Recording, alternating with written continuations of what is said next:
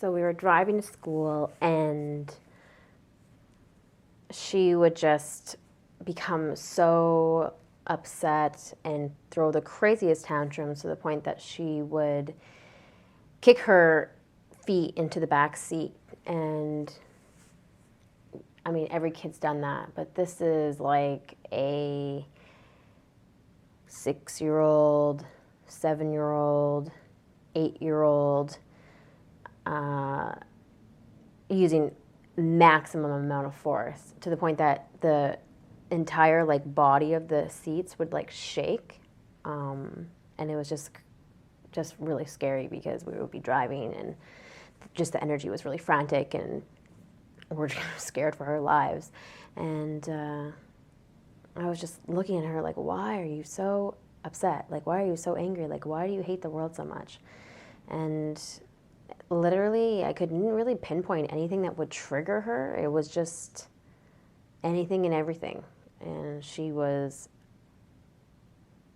crazy. She threw my sewing machine down the stairs. Her craziness really didn't come out until she was older, when she had the capability of doing whatever she wanted. So we're going to leave that actually there, and we're going to get more into what happened with my family. So slowly the relationship just started to fall apart, and my sister and I didn't feel the same way we did when we first got there, which was like, wow, we're so lucky to be here, we're so loved, we're so blessed, this is amazing. And then it went into like, our parents hate us. Like, that's how we felt. And we felt as if we became like little Cinderellas, especially for me. But both of us, we were just constantly doing chores and always sent outside and never really interacting with our mother.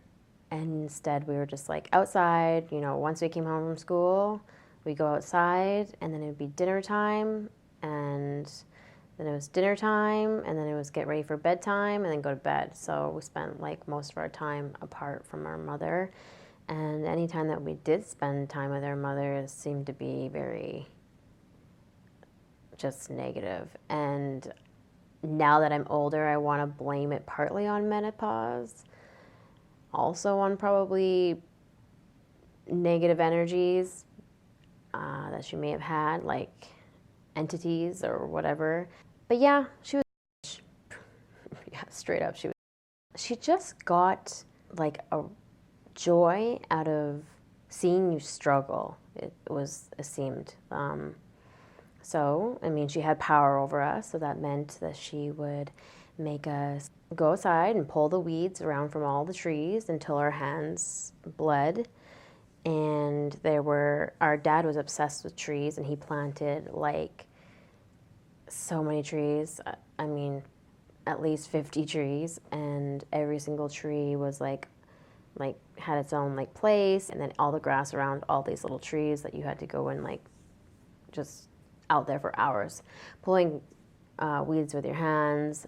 And other things, like we had like a push electric lawnmower, and we had a ride lawnmower, but she didn't like to let me use any of those. Instead, I had to use the lawnmower that had no electricity, that has like the like mechanical, it's just like moving as you move it. Like, I'm not sure what it's called, but she just liked to make my life as difficult as possible, never any easier.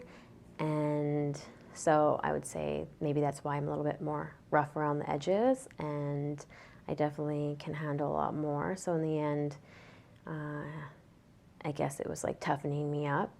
And she would make us do everything from the laundry to the cleaning, and she just sat on her ass and watched TV.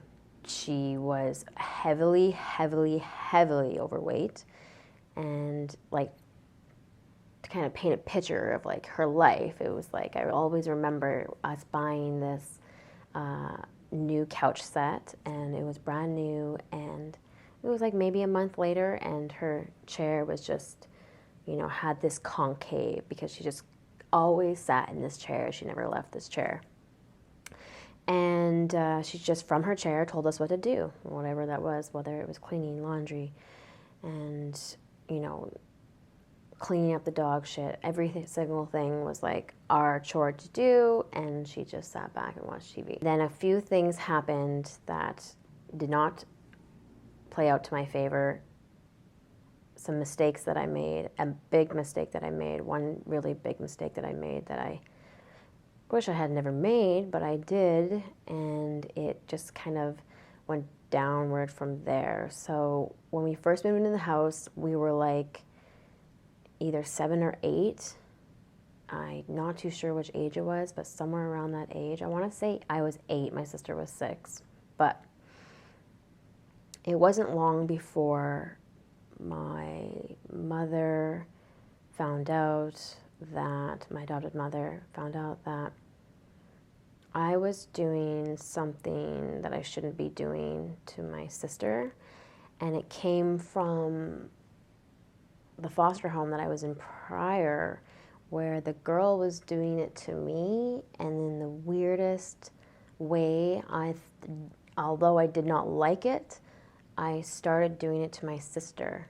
And I guess that's how the cycle goes, or how it can just continue on. And my sister ended up telling my mother and expressing her, you know, hurt and anger and distaste for it. And it was such a weird experience, because I remember thinking, when I heard this, you know, perspective, I was like, wow, like I'm really doing something wrong. And I'm so embarrassed, I'm so ashamed, and I don't know what I was thinking, like why I was thinking it was any better than what the girl at the foster home was doing to me. Yeah, it was the same kind of just weird thing with the kissing. Like, it was all about like kissing on the neck and stuff. Like, that's what I really remember the most. I honestly can't really remember kissing on the lips, but it may have happened.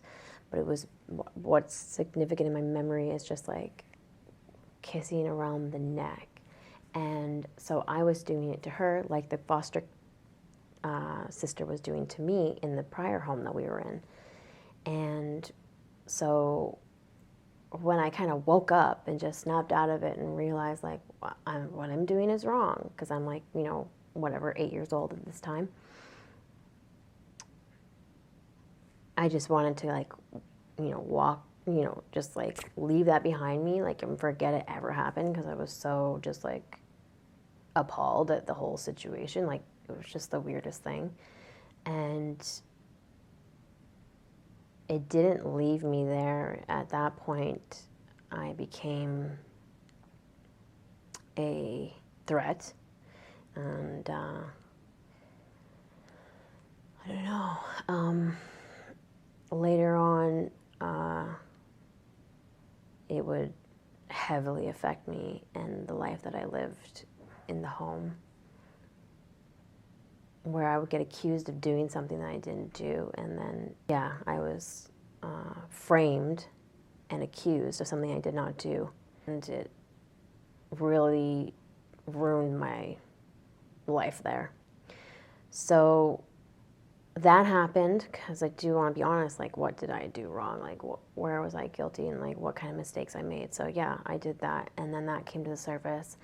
And it kind of like drew, like, my mom and my sister were always close, because my adopted mother was her teacher's aide, and that was why we were adopted in the first place, because they had a relationship and she fell in love with Delilah. And so they were really close, and then that brought them even closer.